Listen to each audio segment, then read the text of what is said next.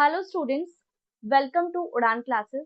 इसके पहले वीडियो में हम लोगों ने फोटोसिंथेसिस के बारे में पढ़ा, फोटोसिंथेसिस की इक्वेशन के बारे में पढ़ा, वो किस तरीके से होता है, लीव्स में किसकी हेल्प से कौन कौन से रॉ मटेरियल्स की रिक्वायरमेंट होती है उसके बारे में पढ़ा। अब इस वीडियो में हम लोग पढ़ेंगे साइट ऑफ फोटोसिंथेसिस के बारे में, यानी प्लेस ऑफ फोटोसिंथेसिस के बारे में। तो जो फोटोसिंथेसिस होता है उसको साइट को जानने से पहले हम प्लास्टिड के बारे में जानेंगे। प्लास्टिड एक तरीके का सेल ऑर्गेनेल है जो सिर्फ और सिर्फ प्लांट सेल में प्रेजेंट होता है और एनिमल सेल में एब्सेंट होता है। ये आपने क्लास 9 में पढ़ चुका है, ठीक है। अब प्लास्टिड जो होते हैं वो हमारे 3 टाइप्स के होते हैं, leucoplast, chromoplast and chloroplast. Leucoplast एक कलरलेस प्लास्टिड होता है, ठीक है, जिसके अंदर कोई भी कलर नहीं होता है। ये स्टोरेज का काम करता है, ठीक है। ये प्लांट के अंदर क्या करता है, स्टोरेज का काम करता है। 3 न्यूट्रिएंट्स का ये स्टोरेज करता है, कार्बोहाइड्रेट, प्रोटीन और फैट। इसके बेसिस पे ये 3 टाइप के होते हैं।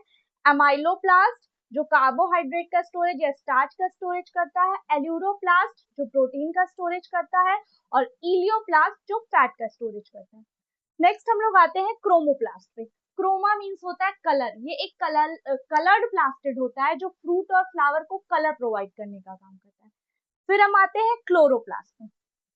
क्लोरोप्लास्ट क्या होते हैं? क्लोरोप्लास्ट एक ग्रीन कलर के प्लास्टिड होते हैं जो लीव्स को ग्रीन कलर प्रोवाइड करते हैं। क्यों प्रोवाइड करते हैं? क्योंकि इसके अंदर एक पिगमेंट प्रेजेंट होता है ग्रीन कलर का, उसे कहते हैं क्लोरोफिल। ये ग्रीन कलर का पिगमेंट होता है जो लीफ को ग्रीन कलर प्रोवाइड करता है। अब ये क्लोरोफिल भी अलग तरीके, अलग अलग टाइप के होते हैं, chlorophyll A, chlorophyll B, chlorophyll C. उसके बेसिस पे इनका कलर बदलता है। जैसे हम लोग देखेंगे, जरूरी नहीं है ना कि लीव्स ग्रीन कलर की हो, कुछ में लीव्स रेड कलर की होती है, कुछ में येलो कलर की होती है, ठीक है। तो जब क्लोरोफिल ग्रीन कलर के पिगमेंट प्रेजेंट होते हैं तो ग्रीन लीव्स होते हैं, पिगमेंट के बेसिस पे उनका लीफ का कलर डिफरेंट हो जाता है। अब देखिए, ग्रीन कलर के प्लास्टिड जो होते हैं वो फोटोसिंथेसिस का साइट होते हैं, प्लेस होते हैं, जिसे हम क्लोरोप्लास्ट कहते हैं। क्लोरोप्लास्ट का एक और नाम होता है किचन ऑफ द सेल, क्योंकि ये फूड प्रिपेयर करने का, क्लोरोप्लास्ट के अंदर फोटोसिंथेसिस होता है जिससे प्लांट अपना फूड बनाते हैं, इसीलिए क्लोरोप्लास्ट को हम लोग क्या कहते हैं, किचन ऑफ द सेल। और ये बताइए, अगर आप लोगों में से किसी को पता हो कि क्लोरोप्लास्ट के डिस्कवरर कौन थे, किसने क्लोरोप्लास्ट की डिस्कवरी की थी, तो क्लोरोप्लास्ट की डिस्कवरर का नाम क्या है? स्किम्पर। इन्होंने क्लोरोप्लास्ट को डिस्कवर किया। अब हम लोग क्लोरोप्लास्ट के स्ट्रक्चर के बारे में पढ़ेंगे। याद देखिए, क्लोरोप्लास्ट एक डबल मेम्ब्रेन स्ट्रक्चर होता है। कैसा स्ट्रक्चर होता है? डबल मेम्ब्रेन स्ट्रक्चर होता है जिसमें 2 मेम्ब्रेन प्रेजेंट होती है। कौन कौन सी? Outer membrane and inner membrane. ये बाहर वाली मेम्ब्रेन जो दिख रही है इसे आउटर मेम्ब्रेन कहेंगे, अंदर वाली मेम्ब्रेन को इनर मेम्ब्रेन करेंगे। और आउटर मेम्ब्रेन और इनर मेम्ब्रेन के बीच में स्पेस दिख रहा है, इस स्पेस को हम कहते हैं पेरीप्लास्टियल स्पेस, या हम लोग इसे कहते हैं इनर मेम्ब्रेन स्पेस। ये दोनों नाम होता है, ठीक है। तो आउटर मेम्ब्रेन और इनर मेम्ब्रेन के बीच में एक स्पेस होती है जिसे हम लोग पेरीप्लास्टियल स्पेस कहते हैं या फिर इनर मेम्ब्रेन स्पेस कहते हैं। अब देखिए, इसके अंदर ये जो दिख रहा है जेली लाइक जो होते हैं, ये जो खाली स्पेस दिख रहा है, इस जेली लाइक को हम कहते हैं स्ट्रोमा। यहाँ लिखा है मैंने एक्वस फ्लूइड।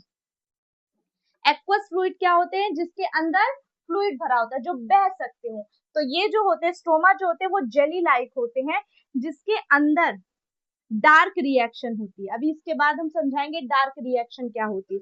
तो स्ट्रोमा वो प्लेस होता है जिसके अंदर डार्क रिएक्शन होती है। ये एक्वस फ्लूइड होते हैं या जेली लाइक होते हैं, और इसके अलावा इसमें एंजाइम्स प्रेजेंट होते हैं जो रिएक्शन में हेल्प करते हैं, फोटोसिंथेसिस के रिएक्शन में हेल्प करते हैं। ऐसे एंजाइम्स इसके अंदर प्रेजेंट होते हैं। अब देखिए, अब आपको ये कुछ क्वाइन लाइक स्ट्रक्चर दिख रहे हैं। इन क्वाइन लाइक स्ट्रक्चर्स को अगर हम एक की बात करते हैं तो इस क्वाइन लाइक स्ट्रक्चर को हम थैलाकॉइड कहते हैं। थैलाकॉइड कैसे होते हैं? क्वाइन लाइक स्ट्रक्चर, सिक्के जैसे स्ट्रक्चर होते हैं जिसे हम लोग थैलाकॉइड कहते हैं। ये थैलाकॉइड टर्म दिया था मेन्के ने। मेन्के नाम के एक साइंटिस्ट थे जिन्होंने ये थैलाकॉइड टर्म दिया, ठीक है। और जब बहुत सारे थैलाकॉइड आपस के एक दूसरे पे अरेंज हो जाते हैं तो इसे हम ग्रेना या ग्रेनम कहते हैं। या लिखा ना स्टैक ऑफ थैलाकॉइड, यानी थैलाकॉइड के ग्रुप को हम लोग ग्रेना या ग्रेनम कहते हैं, जहाँ पे लाइट रिएक्शंस होती हैं और ये ग्रीन कलर के होते हैं क्योंकि यहाँ पे क्या प्रेजेंट होता है, क्लोरोफिल प्रेजेंट होता है। समझ में आया सबको, ठीक है। फिर से एक बार हम देखते हैं कि इसमें कितने मेम्ब्रेन होते हैं, 2 मेम्ब्रेन, आउटर एंड इनर। इसके बीच स्पेस होता है जिसे हम पेरीप्लास्टियल स्पेस कहते हैं, ठीक है। फिर अंदर जो जेली लाइक पोर्शन होता है उसे हम स्ट्रोमा कहते हैं, जो एक्वस फ्लूइड होता है जिसमें क्या प्रेजेंट होते हैं, एंजाइम्स प्रेजेंट होते हैं जो फोटोसिंथेसिस में हेल्प करते हैं, और ये डार्क रिएक्शन इसमें होता है। फिर इनमें कुछ क्वाइन लाइक स्ट्रक्चर्स होते हैं जिन्हें हम थैलाकॉइड कहते हैं। ये टर्म सबसे पहले किसने दिया था, मेन्के ने दिया था। जब थैलाकॉइड एक दूसरे के ऊपर अरेंज हो जाते हैं तो ये क्या बनाते हैं, ग्रेना और ग्रेनम बनाते हैं, जिसे हम स्टेक ऑफ थैलाकॉइड कहते हैं। ये ग्रीन कलर के होते हैं क्योंकि इस पे क्या प्रेजेंट होता है, क्लोरोफिल प्रेजेंट होता है, इसी वजह से लाइट रिएक्शन यहाँ पर होती है। अब यहाँ पे आपको ये दिख रहा है बीच में दो ग्रेना को जोड़ने के लिए बीच में रॉड लाइक स्ट्रक्चर दिख रहे हैं। इस रॉड लाइक स्ट्रक्चर को हम लोग क्या कहते हैं, लेमिला।